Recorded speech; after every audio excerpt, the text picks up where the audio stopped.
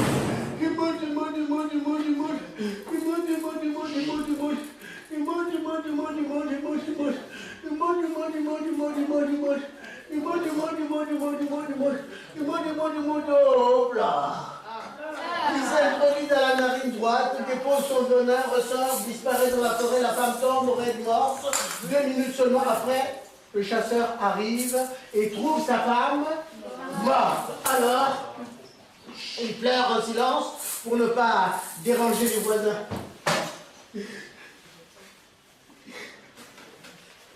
Il décide de mourir à côté de sa femme. Et il reste là au moins pendant 10 ans. Il ne mangeait plus, il était devenu maigre comme un clou. Alors il est là, il attend.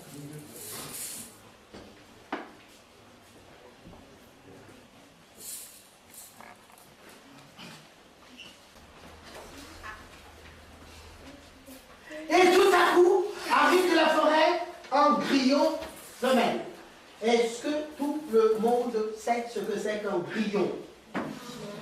Ceux qui ne le savent pas en sortant d'ici, dictionnaire.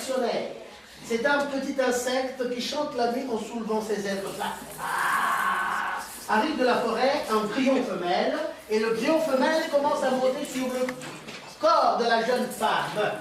Mais le chasseur, avec les quelques forces qui lui restaient, ne voulait pas que le grillon femelle monte sur le corps de sa femme. Il prend la tête du grillon femelle, l'écrase.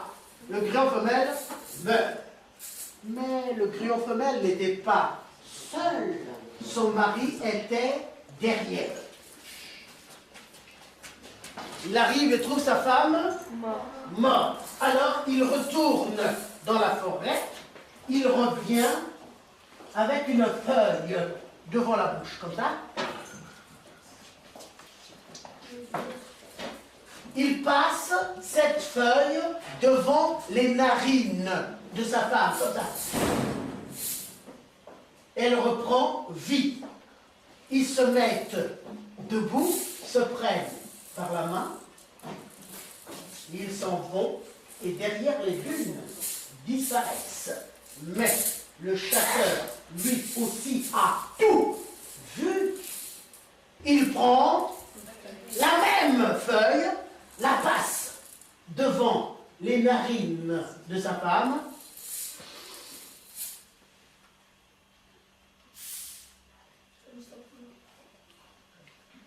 Elle ouvre un œil. Il repasse la même feuille devant les narines de sa femme. Le deuxième œil. Il repasse la même feuille. Elle commence à respirer tout doucement comme ça. Il repasse la même feuille. Elle respire normalement. Eux aussi, ils se mettent debout. Ils se prennent par la main. Ils s'en vont. Et derrière les dunes, disparaissent. Il paraît qu'ils ont vécu très longtemps, très heureux, et qu'ils ont eu beaucoup d'enfants. Et cric! Et Missy Cric! Et Cric! Et Missy Cric! Alors, je vous ai dit au départ que quand le grillon racontait ses contes, ceux qui écoutaient participaient rapidement. Je vais vous apprendre une petite chanson très simple. C'est Béli, Mama, Béli, Mama. C'est tout. Et après, on ajoutera 6 fois Béli Mama, Béli Mama, Béli Mama, Béli Mama, Béli Mama, Béli Mama. Si vous voulez, vous m'écoutez d'abord chanter et après, on chantera tous ensemble. Je commence. Béli Mama, eh. Une fois. Béli Mama, eh. 2 fois. Et c'est à partir de là que ça va commencer à changer. Béli Mama, Béli Mama, Béli Mama, Béli Mama, Béli Mama, Béli Mama, eh. On peut essayer? Alors, vous réglez bien vos voix.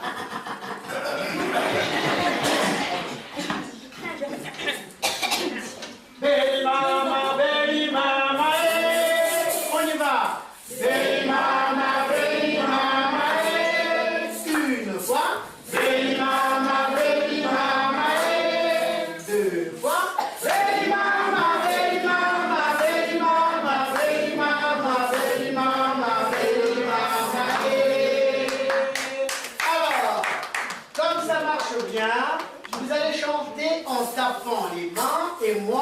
Je vais vous accompagner au djembé.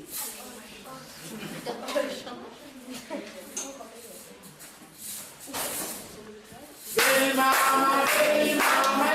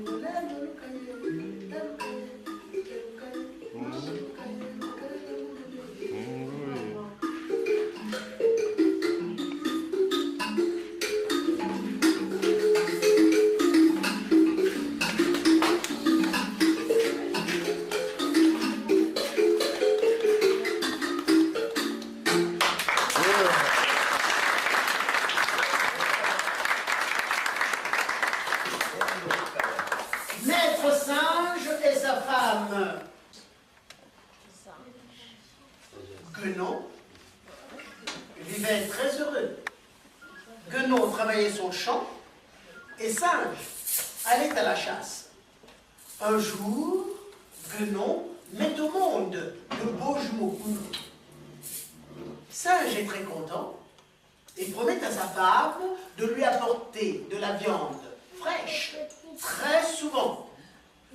Mais malheureusement, le gibier devient rare et les enfants commencent à mourir de faim.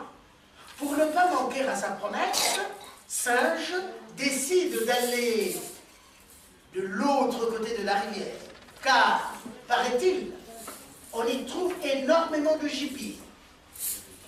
Il arrive au bord de la rivière, s'assoit et réfléchit.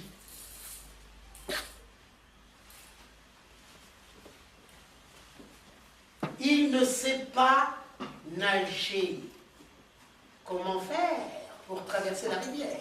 Je vous le demande.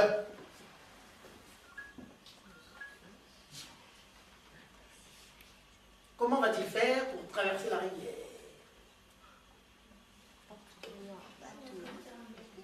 Construire un bateau, ça va durer, ça va prendre trop de temps, il n'aura pas de temps.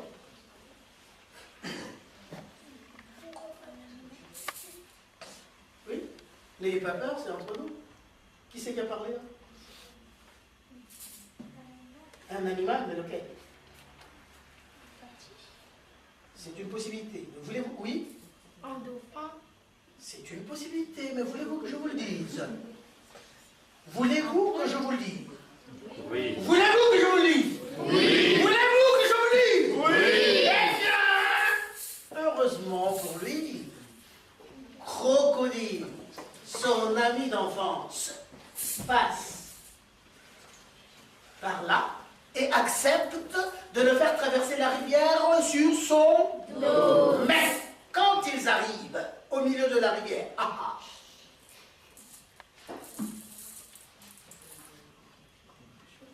Singe remarque que Crocodile pleure.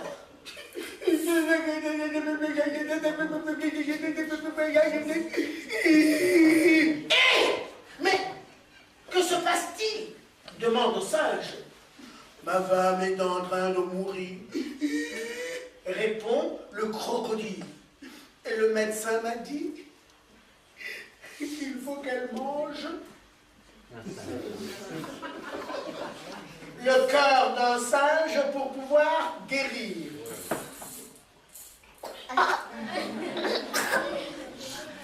Le singe embarrassé mais malin lui répond: si tu me l'avais dit quand nous étions sur la rive, je t'aurais donné le mien. Mais malheureusement, je l'ai caché dans un arbre. Alors si tu veux, retournons là-bas et je te le donnerai. Crocodile naïf fait demi-tour. Mais quand ils arrivent près du port, singe saute à terre et disparaît, heureux d'être sain et sauf. Et cric! Et Missy cric! Et Missy cric!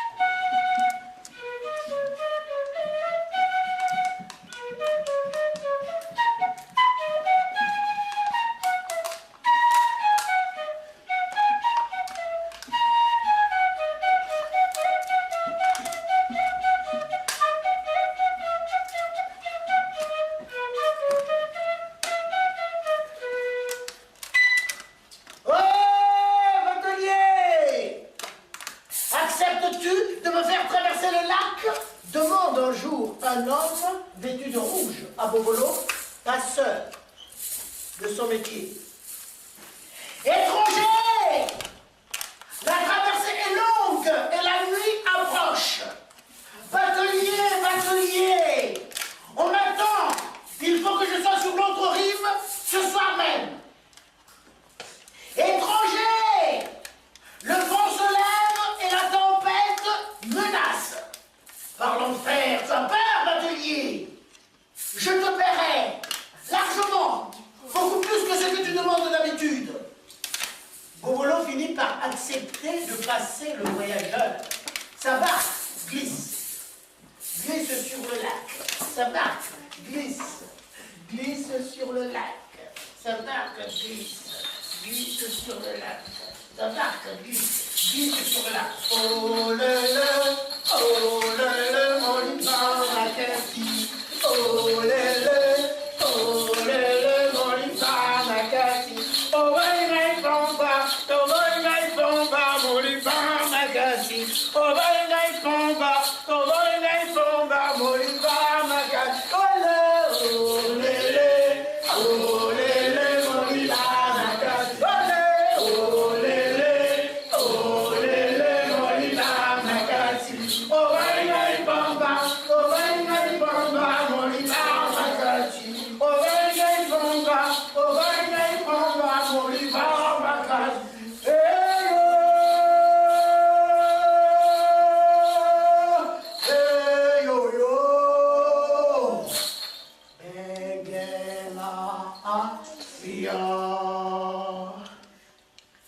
Passager, dit Bobolo, le poids de ta cassette fait pencher mon bateau. Que transportes-tu donc là-dedans? Tu es bien curieux, batelier, dit l'homme rouge dont les yeux brillent comme des braises. La curiosité est un vilain défaut, mais la perfection n'est pas de ce monde. Sache que j'ai avec moi un véritable trésor, de l'or et des pierres précieuses en abondance. Cela ne te fait pas rêver? Bobolo n'ose pas répondre. L'homme rouge a une lueur mauvaise dans les yeux. Arrivé au milieu du lac, Bobolo cesse de ramer et il montre du doigt l'autre rive. Regarde, étranger, le soleil se couche déjà. L'homme rouge tourne la tête et alors, Bobolo l'assomme d'un grand coup de gaffe. En se penchant sur le corps, il s'aperçoit que les mains et les pieds de sa victime sont griffus. Le passeur frissonne. Il jette son passager par-dessus bord. Le voilà en possession d'une fortune. Il fait demi-tour et rentre chez lui. Oh lélé, mon lipan Makati. Oh lélé, mon lipan Makati. Oh bengai pomba, mon lipan Makati. Oh bengai pomba, mon lipan Makati. Oh lélé, mon lipan Makati. Oh lélé, mon lipan Makati. Oh bengai pomba, mon lipan Makati.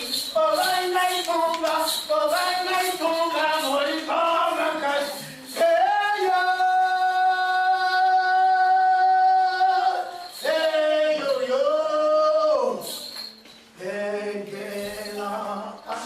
Hey yo, la nuit, le sommeil de Bobolo est troublé par d'affreux cauchemars. Sa victime lui apparaît dégoûtante d'eau et riant aux éclats.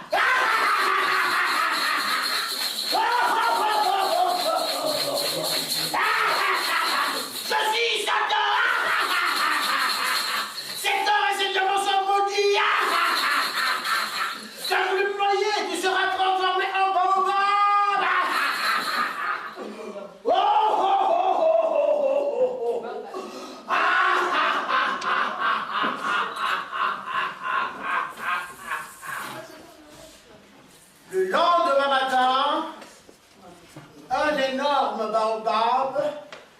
poussé dans la cour de la maison de Bobolo.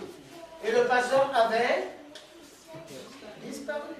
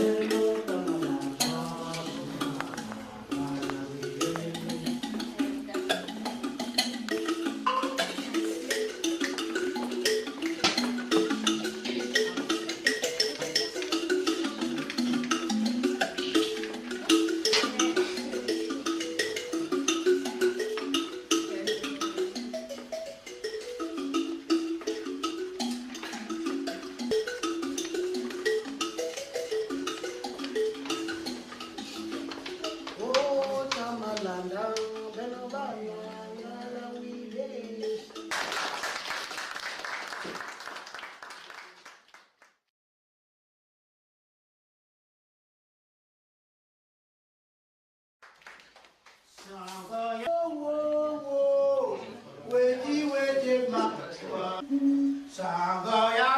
très sourd, qui est très profond. Alors qu'ici, c'est préférable que le son, que la peau soit ventrale. Et il y a des petites techniques pour obtenir les sons. Au bord, ce sont des sons aigus. Au milieu, la main creusée, des sons graves. D'accord? Aigus. Au milieu, je creuse la main. Et on fait la combinaison.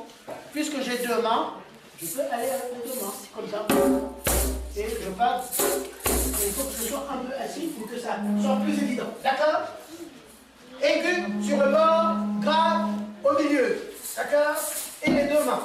Hein? Creusez au milieu.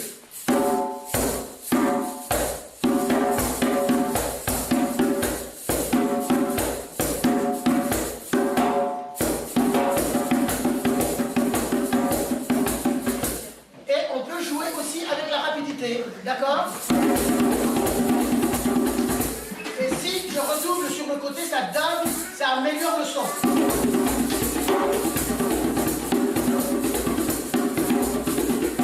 D'accord? Alors, ça c'est le que j'ai fait. Ensuite, ici, j'ai joué cet instrument qui s'appelle le tambour d'eau. À l'intérieur de la grande moitié de calebasse, il y a de l'eau. On retourne la plus petite moitié, comme ceci, qui va flotter dessus.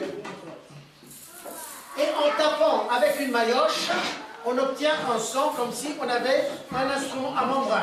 Ça fait ça. Et on peut aussi accorder l'instrument en appuyant davantage la petite calebasse, ça va me donner un son aigu. Voilà. Tambour d'eau. D'accord? Alors, et après, j'ai joué cet instrument. C'est une noix de coco. Et ici, ça va être une cloche avec battant intérieur. C'est fabriqué par moi. Donc, en sortant d'ici, vous êtes aussi capable de faire la même chose. À l'intérieur, il y a un petit battant. je ne suis pas obligé d'avoir un bout de bois collé à l'instrument pour produire le son. Je secoue simplement une noix de coco. Comme vous avez ici, cloche avec bâton intérieur. Avec toujours la noix de coco, ici, j'ai l'ocarina, un instrument avant. J'ai vidé ma noix de coco, j'ai bien nettoyé et ça m'a laissé un trou et je souffle, ça me donne un certain son.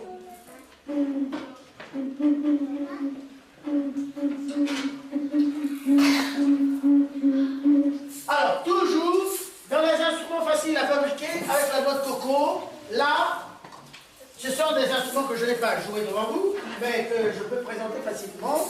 Ici, c'est toujours les noix de coco. À l'intérieur, il y a du riz. Si vous voulez avoir le même son, vous prenez du riz avec un verre, vous mettez la même quantité de deux côtés et vous avez les maracas. Hein? Il y a du riz à l'intérieur. Alors, toujours dans les hochets, les maracas, ici, j'ai une rondelle au fond, une calebasse, à l'intérieur il y a des graines, mais autour c'est de la vannerie, ça me donne toujours des sons et je peux m'accompagner avec cet instrument.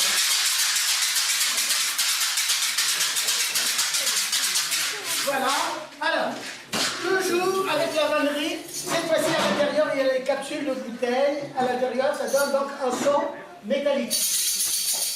Des hochets, hein, des maracas. Toujours pour les maracas, ici, avec des boîtes de lait concentrées, on peut...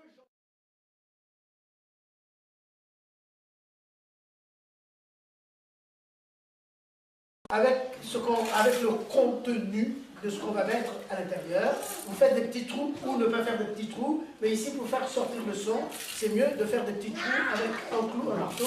Vous videz quand même votre boîte, il y a du lait à l'intérieur, et ici il y a un son. Là, un autre son. Tout dépend du matériau que vous devez mettre à l'intérieur. D'accord? Hein? Bon. Alors, ensuite, il y a celui-ci. Cette fois-ci, c'est un axe. C'est pas plein. Ce sont des noyaux qui s'entrechoquent et ça me donne toujours des rochers. En Afrique, souvent, les musiciens ou les danseurs s'accompagnent tout seuls en ayant un instrument à la main.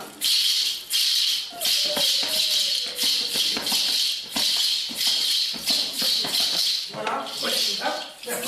Alors, là, ici, toujours avec des calebasses. J'ai plusieurs calebasses, quand ça se casse, au lieu de les jeter, ça ce sont des rondelles, des calebasses, et je peux arriver à faire des instruments de musique. Ici, les rondelles sont beaucoup plus grosses, et ça va me donner un son beaucoup plus grave. Donc ça s'appelle des cistes. C'est facile à réaliser ça, d'accord? Voilà. Et là, hop, perfectionner, c'est un crochet. Cette fois-ci, c'est pas à l'intérieur, mais c'est autour de la calebasse, avec des noyaux durs qui percutent la calebasse. Et là, normalement, toujours pour les calebasses, j'ai un instrument qui s'appelle le balafon, mais qu'on appelle le xylophone. En dessous, ce sont des calebasses qui me servent de caisse de résonance. Et pour jouer l'instrument, on a ces deux baguettes qu'on appelle des manioches. Au-dessus, il y a des lamelles en bois très dur. L'instrument est accordé avec la gamme toujours de 5 notes.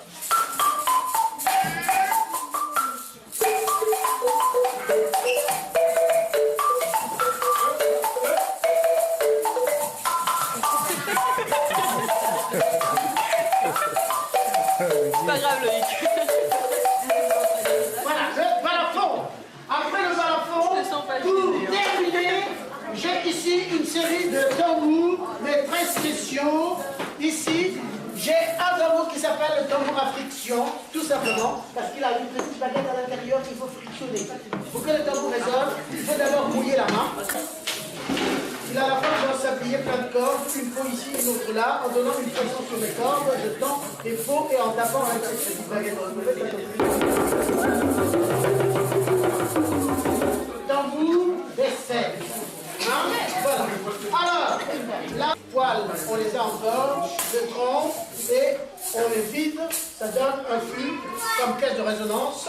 Et j'ai pratiquement tout présenté, mais ici vous allez me demander mais pourquoi il a exposé tout ça? Ah, qu'est-ce que c'est ça? Et vous savez à quoi ça sert? Pas que balayer, je vais vous le dire. Chez moi,